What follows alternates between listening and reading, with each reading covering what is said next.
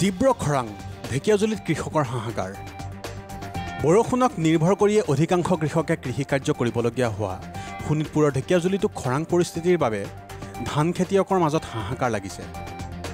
চৰকাৰৰ সৌৰশক্তি নলীনাদ জলসিঞ্চন আঁচনি ইয়াত অস্তিত্বহীন।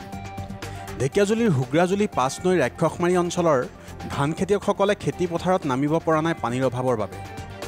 বৰষুণৰ পানীকে নিৰ্ভৰ কৰি বছৰি ধান খেতি কৰা শ কৃষক এতিয়া বৰষুণৰ বাবে হাহাকাৰ কৰিবলগীয়া অৱস্থা হৈছে। ঢেকিয়াজুলি ৰাজচক্ৰ এলেকাৰ ৫ নৈ গাঁৱত খেতি পথাৰত পানী ব্যৱস্থা কৰাৰ বাবে অসম চৰকাৰৰ জলসিঞ্চন বিভাগে স্থাপন কৰা সৌৰশক্তি চালিত টিউবেল জলসিঞ্চন আঁচনি বিকল হৈ পৰি ৰৈছে এবছৰে। পানীৰ অভাৱত কৃষকসকলে ধানৰ কঠীয়া সিঁচিব পৰা নাই।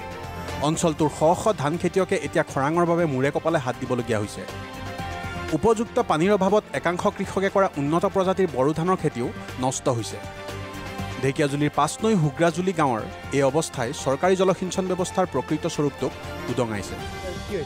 সুৰেন দাস গাঁও হ'ল নাৰায়ণকাটি বঙালী।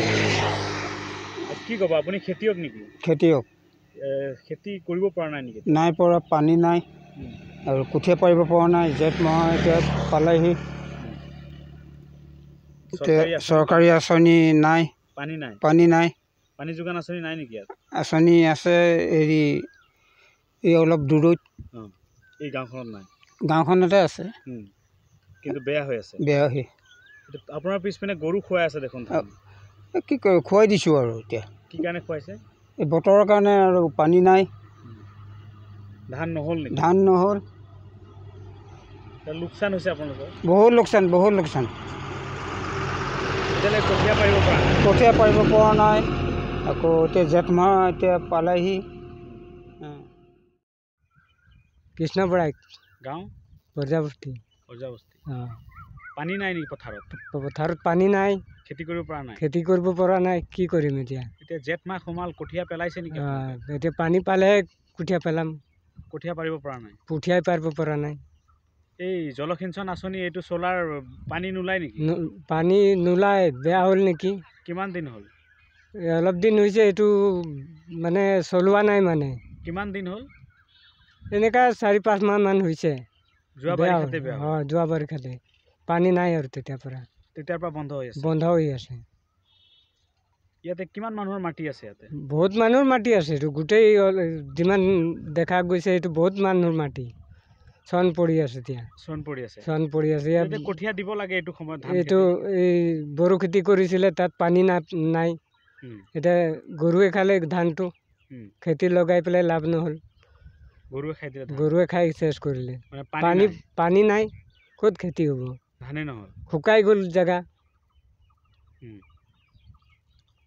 এতিয়া পথাৰ শুকাই আছে। পথাৰ এতিয়া বগা হৈ গ'ল, ফিল্ড খৰাং মাৰি দিছে। এতিয়া ক'ত পানী পাম আৰু কঠীয়া পেলাবলৈ?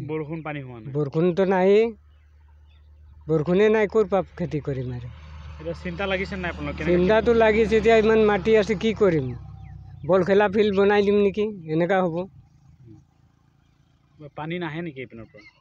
বলনত পানী নাহে, ওপৰ ফালে পানী নাই আৰু। এতিয়া জেঠ মাহ পালে কঠীয়া পাৰিব পৰা নাই। জেঠ মাহ পাৰেই, এতিয়া কি কৰিম আৰু? পানী নহ'লেহে। এতিয়া এই চলাৰ আঁচনিটো বনাবলৈ অহা নাই নেকি? কোনো অহা নাই তেতিয়ালৈকে। বনাবলৈ কোনো নাই অহা। খবৰো নলয়? খবৰ লোৱা নাই। বৰ্ণ টু ফিট বিভিন্ন মানসিক প্ৰত্যাহ্বানৰ মুখামুখি হ'বলৈ অনুপ্ৰাণিত কৰিব পৰা এখন বিশেষ গ্ৰন্থ। আপোনাৰ আৰু আপোনাৰ শিশুটিৰ শাৰীৰিক আৰু মানসিক প্ৰত্যাহ্বানৰ শক্তিশালীভাৱে মুখামুখি হ'বলৈ আজিয়ে ক্ৰয় কৰক বৰ্ণ টু ফিট। এমাজনতো উপলব্ধ।